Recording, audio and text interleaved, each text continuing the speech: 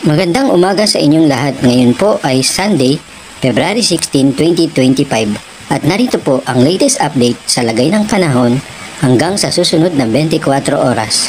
At iyan po ay iulat sa atin ng ating partner. Pasok, partner! Dito sa ating latest satellite images, makikita natin na tatlong weather systems pa rin ang nakaka-apekto sa ating bansa. Una yung shear line na magdadala pa rin ng mga pag-ulan, partikular na sa may bahagi ng extreme northern Luzon. Muli yung shear line ay banggaan ng mainit at malamig na hangin, nagdadala ng mga kaulapan at nagdadala nito ng mga pag-ulan. Lalong-lalo na dito sa extreme northern Luzon, meron pa rin tayong easterlies o yung hangin nagmumula sa karagatang Pasipiko, magdadala nito ng mga pag-ulan. Lalong-lalo na makita nyo mga kaulapan dito sa may silangang bahagi ng northern and central Luzon. Samantala, meron tayong intertropical convergence zone or ITCZ. Ito naman yung salubungan ng hangin mula sa magkaibang hemispheres ng mundo. Nagdadala rito, makikita nyo may mga kaulapan sa may katimugang bahagi ng Mindanao. Kaya ngayong araw, malaki rin yung tsansa ng maulap na panahon sa malaking bahagi ng katimugan or southern part ng Mindanao, lalo na sa may Zamboanga Peninsula at dyan din sa Barm, Soxargen, kasama yung Davao region. Samantala naman, base sa pinakauling datos natin, wala tayong minomonitor na anumang low pressure area. Wala rin tayong bagyo sa loob at labas ng Philippine Area of Responsibility. Bahagya nga pong humina itong hanging amihan, kaya ngayong araw medyo mainit na panahon ang mararanasan, lalo-lalo na dito sa may kanlurang bahagi ng bansa. Kasama dyan yung lalawigan namin sa Bataan.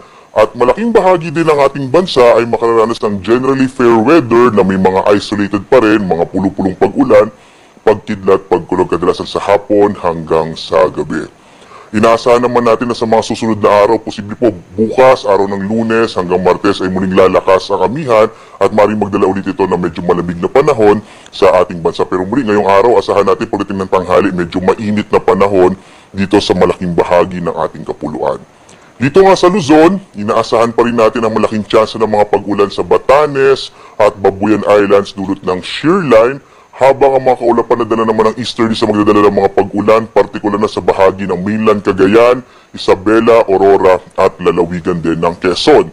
Sa nalalabing bahagi naman ng Luzon, sa atin generally fair weather pero posible pa rin yung mga isolated rain showers and thunderstorms.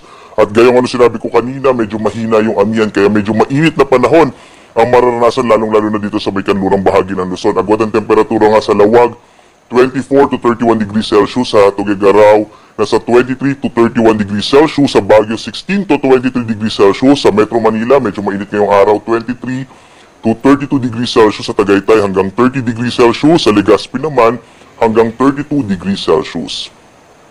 Dumako tayo sa bahagi ng Palawan, Visayas at Mindanao.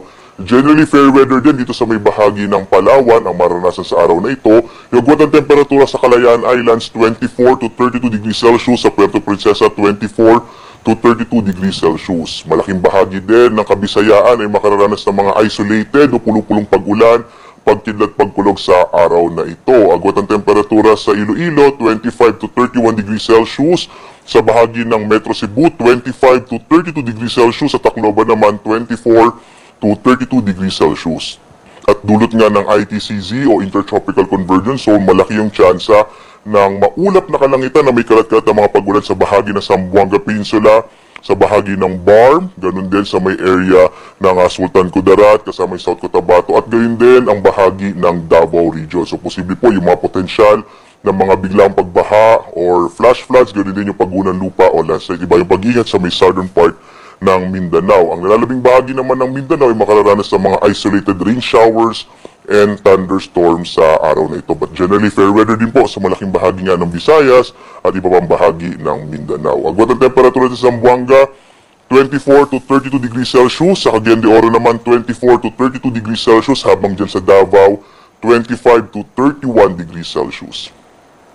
At dahil nga medyo mahina yung amihan, wala tayong nakataas na gale warnings anumang bahagi ng ating bansa. Ibig sabihin, ligtas sa pumalaot ang mga sakyang pandagat at maliliit na mga bangka sa mga baybay ng ating kapuluan. Bagamat nagpapaalala ang pag-asa sa mga posibilidad ng biglang paglakas ng alon, lalong-lalo na kapag meron tayong mga thunderstorms. Iba yung pag-ingat pa rin, lalo-lalo sa mga kababayan natin na may maliliit na mga bangka. Samantala, ang araw natin ay sisikat mamayang 6:20 na umaga at lulubog, ganap na 6:01 ng gabi. Hanggang dito na lamang po at naway nakatulong kami kahit sa maliit na bahagi ng aming kaalaman. Bye-bye and see you on my next weather update.